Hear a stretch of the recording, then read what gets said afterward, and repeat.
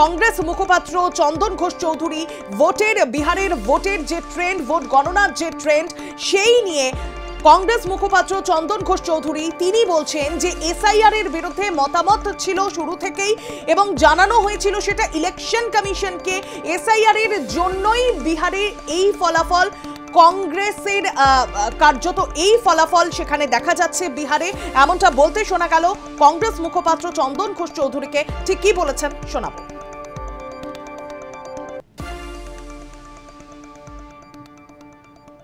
বিহারের আজকের ফলাফল খুব স্বাভাবিকভাবে আমাদের আশাহত করেছে এবং মহাগঠবন্ধনের ক্ষেত্রে আমরা আশা করেছিলাম অনেকটাই ভালো ফলাফল হবে।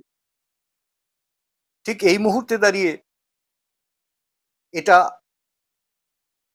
আর্লি পর্যালোচনা হয়ে যাবে, কিন্তু আমাদের কারণগুলো অবশ্যই পর্যালোচনার মাধ্যমে বার করতে হবে যেই ফলাফল কেন হলো। বিহারের প্রথম থেকেই এসআইআর এর বিরুদ্ধে আমাদের একটা মতামত ছিল এবং আমরা শেষ অবস্থাতেও ইলেকশন কমিশনকে জানিয়েছি যে পদ্ধতিগত ভাবে এসআইআর হয়েছে তাতে আমাদের আপত্তি আছে, সংশোধন না করা পর্যন্ত আমাদের আপত্তি আছে। তার পাশাপাশি ভাবে অবশ্যই দলীয়ভাবে জোটবদ্ধভাবে রাজনৈতিক পরিসরে